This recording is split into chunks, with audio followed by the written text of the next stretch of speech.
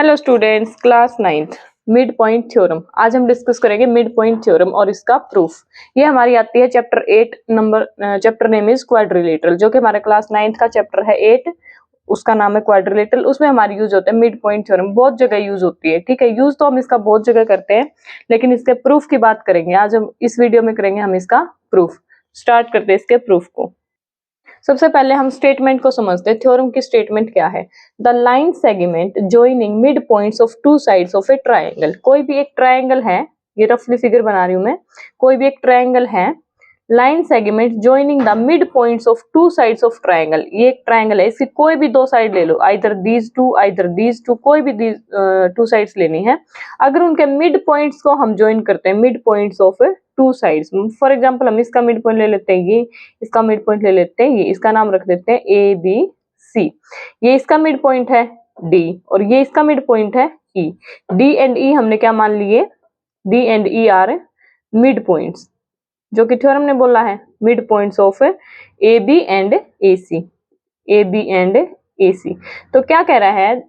Line segment joining mid points, इन mid points को join करने से जो हमें लाइन सेगमेंट मिलती है, इनको हम कर दे ज्वाइन। ये हमारी एक लाइन सेगमेंट आ गई।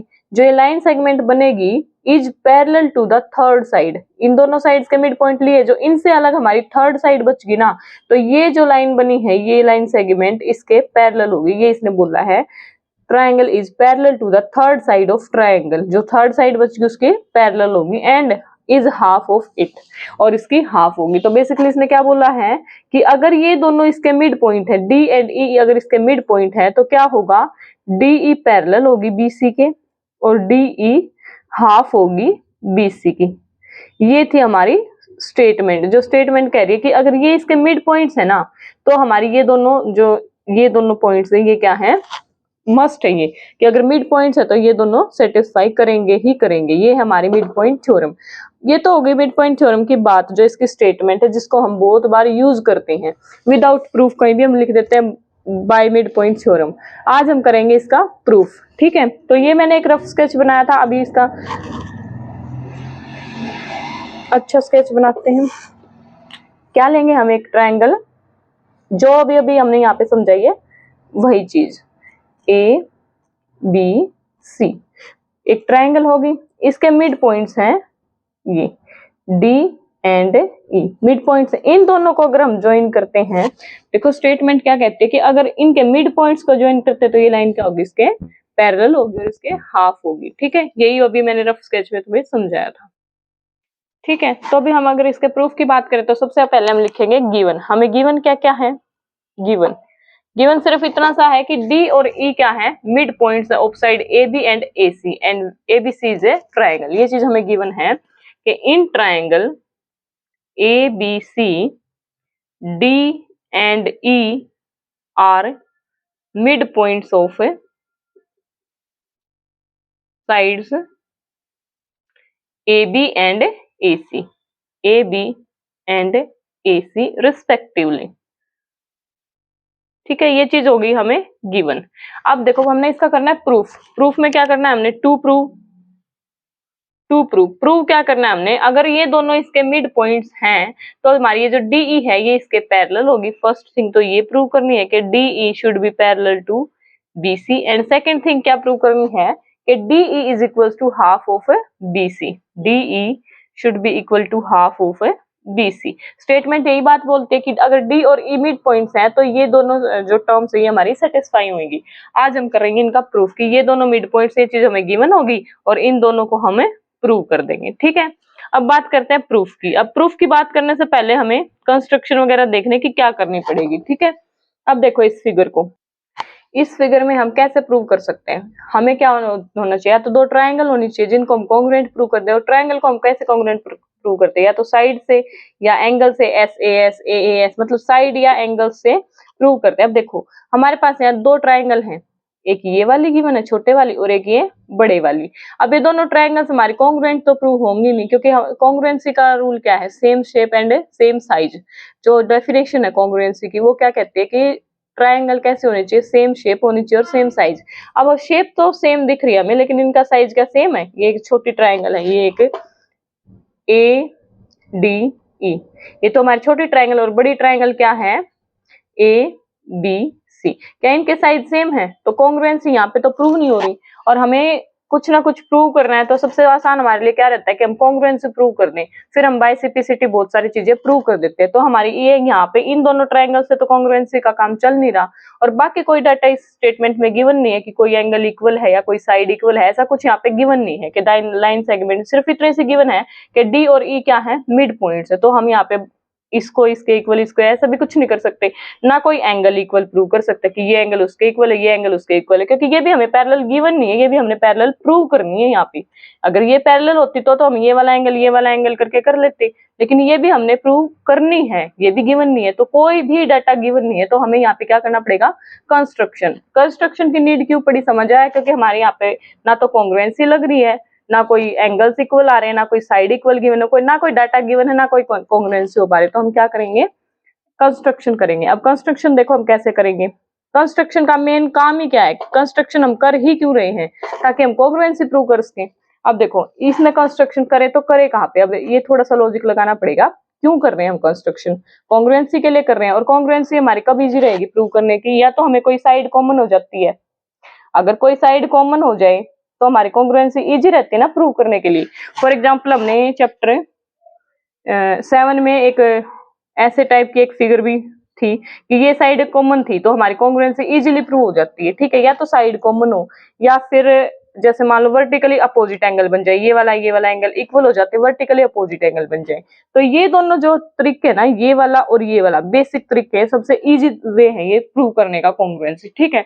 अब देखो यहाँ पे हम सेम बेस पे तो कुछ ड्रॉ कर नहीं पा रहे, तो हम ट्राई करेंगे कि ऐसे वर्टिकल अपोजिट एंगल मिल जाए हमें, जिससे हमारी कॉन्ग्रुएंसी इजीली प्रूव हो जाए। और कॉन्ग्रुएंसी प्रूव करके बाइसिपिसिटी बहुत सारी चीजें हमारे लिए इजी हो जाती हैं।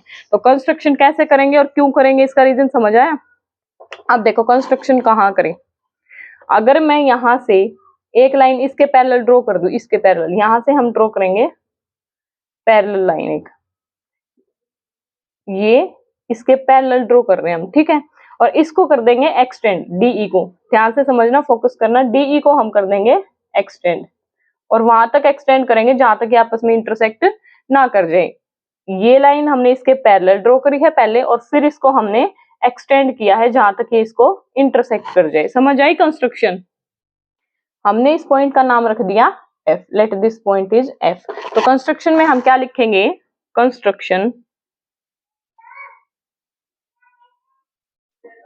कि हमने डीई को एक्सटेंड किया है आगे एफ तक, सच दैट कि ये वाली चीज तो इसके पैरेलल ड्रॉ करी है हमने। तो हम यहाँ पे कंस्ट्रक्शन में क्या लिखेंगे, draw a line C F parallel to A B, draw C F parallel to A B. हमने ये वाली लाइन इस ए बी के पैरेलल ड्रॉ करी है, ये हमने किया है कंस्ट्रक्शन, ठीक है। और दूसरा क्या किया है, ई को डीई को कर दिया हमने extend up to F, and extend DE up to F. ये दो कंस्ट्रक्शन की है हमने, ये वाली लाइन इसके पैरेलल ड्रॉ करी है, और ये डीई को हमने एक्सटेंड कर दिया एफ तक जहां पे इसने इसको इंटरसेक्ट किया, ठीक है। ये हो गया हमारा कंस्ट्रक्शन। अब बात करते हैं हम प्रूफ की। अब देखो स्टूडेंट्स, हमने प्रूफ में क्या स्टार्टिंग में बोला था कि कंस्ट्रक्शन हम कर ही क्यों रहे हैं, कॉन्ग्रुएंसी के लिए, ताकि हम कॉन्ग्रुएंट प्रूव कर सके। अब हमारे पास यहाँ पे दो ट्रायंगल बन गई, ये वाली और ये वाली, इन दोनों ट्रायंगल्स को हम कॉन्ग्रुएंट प्रूव करेंगे। हमारा बेसिक लॉजिक ये है कि सबसे पहले हमने इनको कॉन्ग्रुएंट प्रूव करना है। अगर ये दोनों कॉन्ग्रुएंट प्रूव होगी तो फिर बाइसिपिसिटी हम बहुत सारी चीजें प्रूव कर देंगे। तो मेन फोकस हमारा क्या है, इनको ही कॉन्ग्रुएंट प्रूव करना है। और ये क्यों करना है, कंस्ट्रक्शन क्यों करी, अब ये मैंने इस वीडियो में स्टार्टिंग में ही समझाया था, ठीक है। तो इन दोनों का देखो कैसे कॉन्ग्रुएंट प्रूव करेंगे, ये वाला एंगल और ये वाला एंगल, इसको नाम दे देते हैं 1, इसको नाम दे देते हैं 2, वर्टिकल अपोजिट एंगल हो गए। हमने ये कंस्ट्रक्शन करी ही इसलिए थी ताकि हमें इस टाइप का एंगल मिल जाए, क्योंकि वर्टिकल अपोजिट एंगल सबसे इजी होता है प्रूव करना है, ठीक है। तो angle 1 is equals to angle 2 हो जाएगा। तो क्या लिखेंगे, in triangle A D E, in triangle A D E and triangle A D E लिया है ना, and triangle C F E, triangle C F E, ठीक है। इन दोनों ट्रायंगल्स में देखो angle 1 is equals to angle 2 है, vertically opposite angle, angle 1 is equals to angle 2, इसका रीजन वर्टिकली अपोजिट एंगल्स, ठीक है। ये वाली, अच्छा देखो ए ई एंड EC इक्वल आपस में, ये वाली और ये वाली, क्योंकि E हमें मिड पॉइंट गिवन है यहाँ पे। देखो D and E are mid point, अगर ये इसका मिड पॉइंट है AC का, तो AE is equals to EC है हमारा, तो हम क्या लिखेंगे, AE is equals to EC। इसका reason E is mid point of AC, ये हमें गिवन है, E is mid point of AC which is given. अब देखो ये साइड हो गई, ये एंगल हो गया, ठीक है। अब हमें एक चीज और चाहिए, अब हमारे पास एक साइड आ गई और एक एंगल आ गया। हम कैसे प्रूव करते हैं, बाय SAS AAS, इस तरीके से प्रूव करते हैं ना। तो या तो हमें एक एंगल मिल जाए या हमें एक साइड मिल जाए, ठीक है। तो हमारी कॉन्ग्रुएंसी प्रूव हो जाएगी, क्योंकि हमारे पास ये एक एंगल आ गया, ये एक साइड आ गया। अब हमें दूसरी चीज, एक तीसरी चीज और ले ली, या तो एक एंगल ले ली या एक साइड ले ली।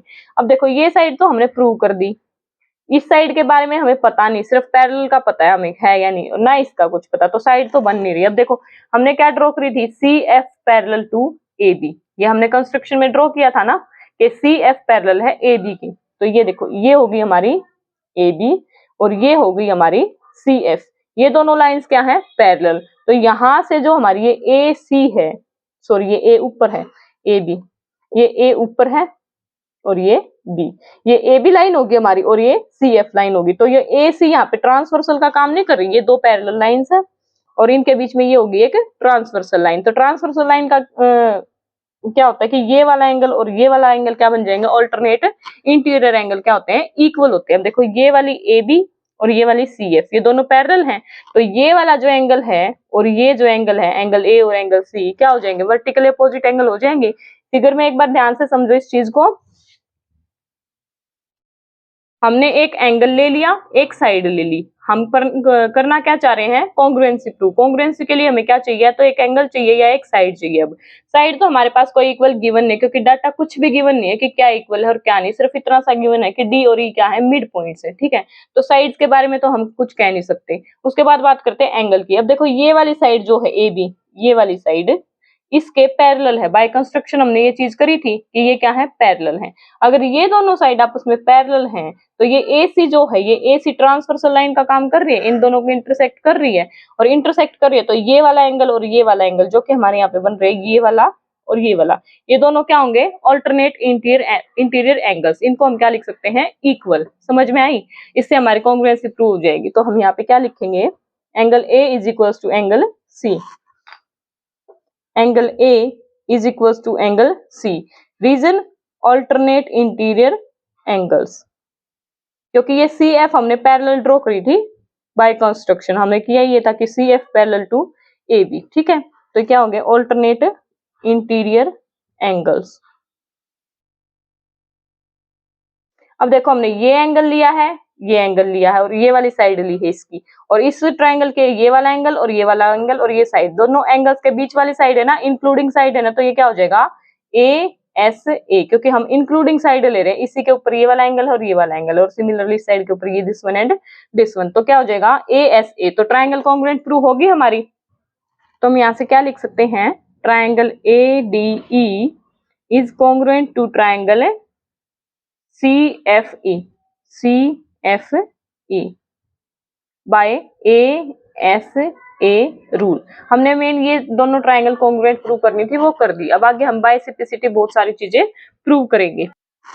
अब देखो ये ट्रायंगल अगर हमने कॉन्ग्रुएंट प्रूव कर दी, ये वाली ट्रायंगल और ये वाली ट्रायंगल आपस में कॉन्ग्रुएंट है, तो देखो ये वाली साइड और ये वाली साइड कोरिस्पोंडिंग साइड्स होंगी, क्योंकि कोरिस्पोंडिंग क्यों, देखो इसका एंगल ये 1 है, angle 1 is equal to angle 2 है ना, तो यहाँ पे एंगल 1 के सामने वाली ये साइड है और यहाँ पे एंगल 2 के सामने वाली ये साइड है, तो ये दोनों साइड्स क्या होंगी, कोरिस्पोंडिंग। फिर से समझो, ये एंगल 1 और ये एंगल 2 ये दोनों आपस में इक्वल हैं, वर्टिकल अपोजिट एंगल हैं। इसके सामने वाली साइड ये और इसके सामने वाली साइड ये दोनों साइड कोरिस्पोंडिंग होगी।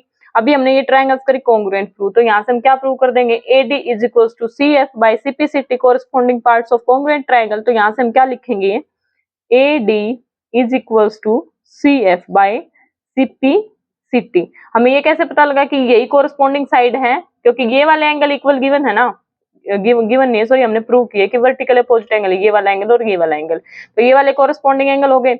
इसके सामने वाली साइड और इसके सामने वाली साइड आपस में क्या होंगी, कोरिस्पोंडिंग होंगी। तो AD is equal to CF prove कर दिया हमने बाय CPCT। अब देखो फिगर से, AD is equal to CF और AD किसके इक्वल है, DB के इक्वल है। यहाँ पे हम क्या लिख सकते हैं, हमने ये अभी प्रूव किया AD is equal to CF, इसको फर्स्ट नाम दे दें। अब यहाँ से देखो AD is equal to DB होगा क्योंकि D क्या है, मिड पॉइंट है, तो हम क्या लिखेंगे AD is equal to DB। Reason D is the mid point of AB, ये हमें गिवन था, D is mid point of AB, ये चीज हमें गिवन थी, ठीक है। तो ये होगी, इसको नाम दे देते हैं हमें सेकंड। अब देखो AD CF के भी इक्वल है और AD DB के भी इक्वल है। यहाँ से देखो AD CF के भी इक्वल, AD DB के भी इक्वल, तो यहाँ से लेफ्ट हैंड साइड दोनों के इक्वल है, तो CF is equal to DB हो जाएगा। तो हम फ्रॉम फर्स्ट एंड सेकंड क्या लिख सकते हैं, CF is equal to DB from first and second. ये सेकंड था, ये फर्स्ट था, तो क्या हो गया CF is equal to DB हो गया।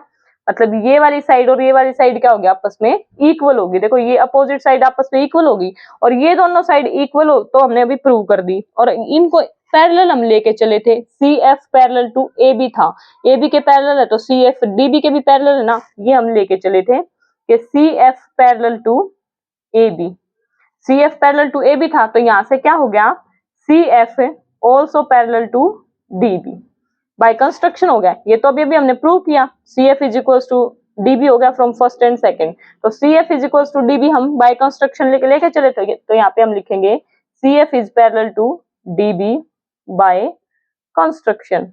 ये हमने कंस्ट्रक्शन करी थी ना, ये चीज मैंने आपको समझाने के लिए करी है, ठीक है। यहाँ पे लिख दो साइड में CF is parallel to AB, ये हम लेके चले थे बाय कंस्ट्रक्शन, ठीक है। तो यहाँ से ये इसके पैरेलल हो गए। अब देखो अपोजिट साइड्स इक्वल भी हैं और पैरेलल भी हैं। अब जब हमने इंट्रोडक्शन का पार्ट किया था तो वहां पे किया था कि अगर हम किसी एक पेयर को इक्वल और पैरेलल प्रूव कर दें तो वो हमेशा क्या होगी, पैरेललोग्राम होगी।